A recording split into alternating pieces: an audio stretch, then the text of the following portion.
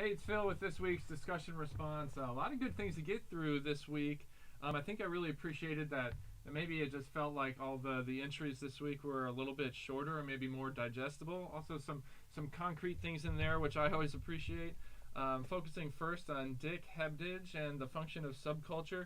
He really gave some good concrete examples that help put his thoughts into perspective, talking about skinheads and punks and even the Bowie cult.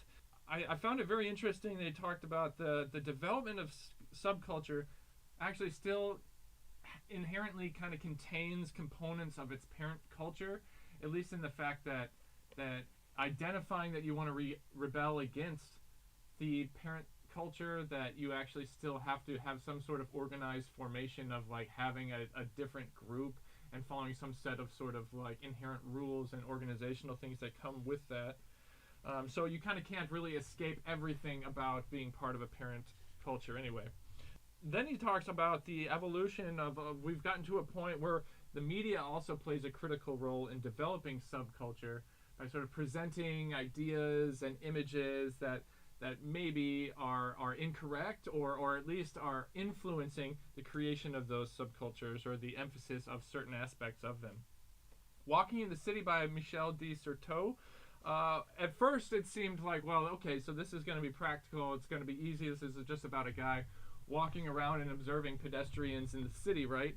And then I get to the quote, "It's hard to be down when you're up," and I go, oh, okay, so this is the kind of thing that we're in for. It really gets more and more complex when we're talking about walking rhetorics and spatial language in the concept city. That at first I thought it was going to be sort of like an analogy. Well, walking is sort of like talking or having a conversation, but it's actually so much more than that. It all comes down to the fact that we all make our own choices in the concept city and how we interact, and it really develops a very personalized experience for each individual. Imagine Communities by Benedict Anderson used novels and newspapers as ways as examples to explain imagined communities. So thinking about things like the arbitrariness of the inclusion and juxtaposition of news stories and things that are included in the newspaper.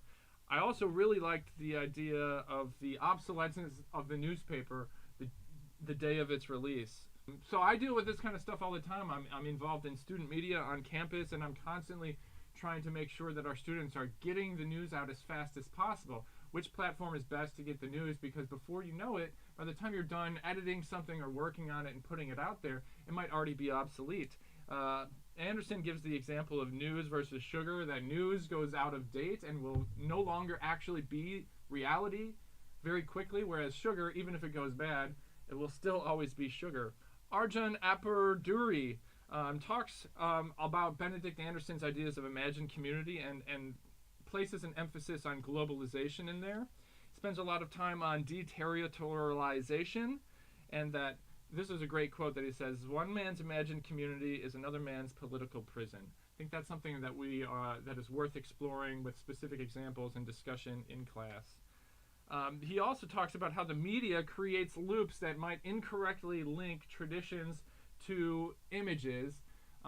One of the examples is about the tradition of Kung Fu and how Hollywood has sort of stylized it, and then people have this imagined community of that it's associated with violence and all these other things, and it sort of perpetually loops itself into this sort of imagined place that maybe becomes real for some, but loses its foundation in reality. Then Doreen Massey, I thought this was the one that reminded me of almost like a an intellectual's version of like the theory of relativity or something, talking about space and time in very different sort of ways. She discusses flaws in ideology that's based on a not a dichotomy, and how that sort of prevents people stuck in that ideology. It prevents them, makes them resist the idea that there's a third possibility or more. David Harvey resurrects an interest in the body is the measure of all things, and he's critical of Marx, who he says dealt with economic roles rather than persons. So I think that's what Harvey is trying to bring it back to. And he asks this important question: whose body is it that is to be the measure of all things? So yes, it's worth thinking that the body is the measure of all things, but if we all have imagined communities and we all have different perspectives and frames or lenses through which we're looking at these things, then whose body should it be that measures all things? Or do we have to measure things infinitely for each person? And finally, Mike Davis was an interesting read because it contained the most data and statistical information out of any of the entries that I think we've been dealing with here. And it ties in with the others because the others don't necessarily account for how quickly the urban transformation is really happening. So Davis really lays out, some of these like staggering statistics about how quickly the urban slums and the populations there are going to be overwhelmingly overtaking rural inhabitants, and how quickly those ideas and those imagined communities might be taking over that I don't think the other authors here are necessarily taking into account.